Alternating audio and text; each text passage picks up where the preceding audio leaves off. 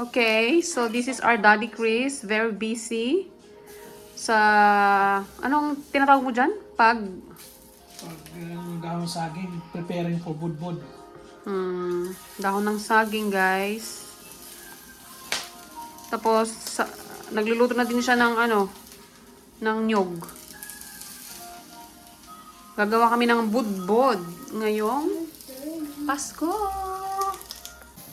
Okay, so ito ngayon ay yung nyog. Pinapakaluan na.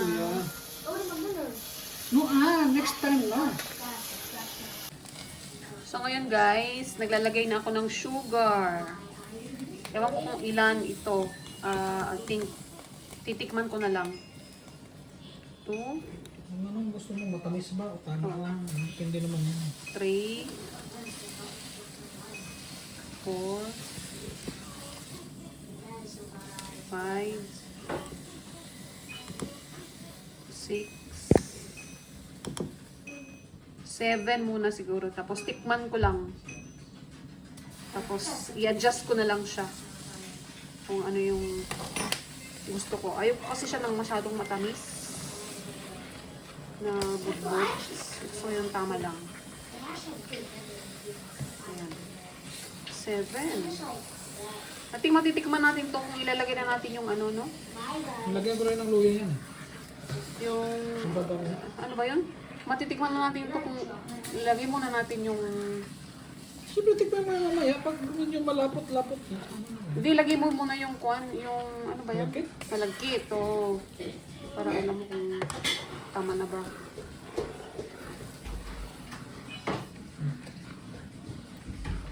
Ano lang. I-mekos-mekos lang siya.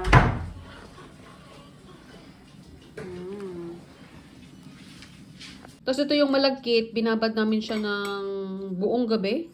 So mga 12, no, 12, more than 12 hours. Nakababad yung malagkit na yan. So ito ngayon, nagka-cut na siya ng dahon, tapos pupunasan. First time lang namin gumawa ng budbod using dahon ng saging. Kaya sana hindi palpak. Ito yung handa namin for Christmas 2025. Actually, Noche Buena. Kainin namin siya mamayang gabi. Time check. It's alas 2 na ng hapon. My gosh, wala pa kaming naluto. Anong oras sa Pilipinas? 10 o'clock. 10 o'clock sa Pinas ngayon. Kasi 8 hours silang Pag winter, 8 hours silang advance. Pag sa summer, 7 hours lang.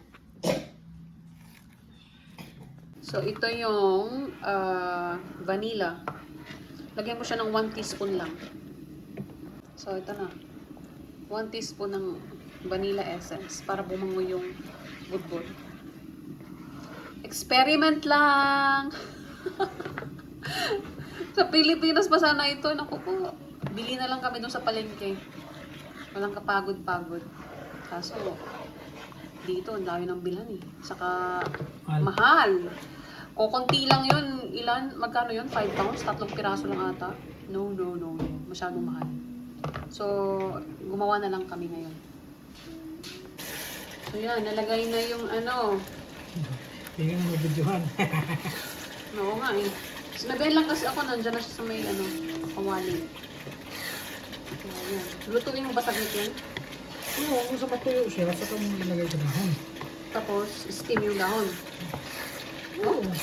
Steam? Steam, oo. Siguro lutuin mo muna dyan ng maayos kasi mahirap.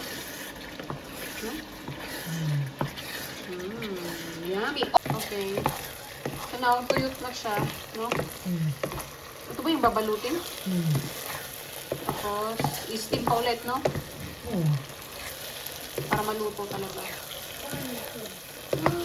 Exciting! I think mas madali yung yung libre, yun sa libre? Kasaba? Kasaba na gawin. I-mix mo lang siya, tapos mo na siya. Tapos ilagay mo na siya sa dahon ng saging and then steam. Ito, lutuin pa talaga. Okay, so now it's time na napunasan yung mga dahon ng saging. Proseso pala to, guys. Mas madali na lang sanang bumili na lang. Kain na lang kagad. Okay. Guys, okay, it's my first time doing it and I don't even know if I'm doing it the right thing. Okay, ganito ba to? Tapos ngayon, Masyadong madami yan. Ulitin mo. Ganun ulit. Ang init naman ito. Ano ba to? Hamburger. Okay. Okay. So, it's...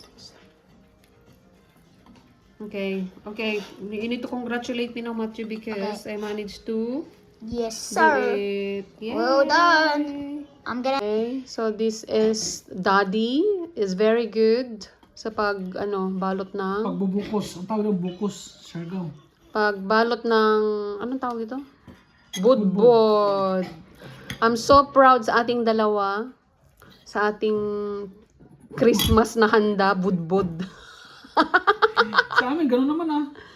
Budbod lang. Budbud ang handa sa amin ah. Ito naman yung ginagawa ko. Hindi pa tapos. Okay. Video ulit.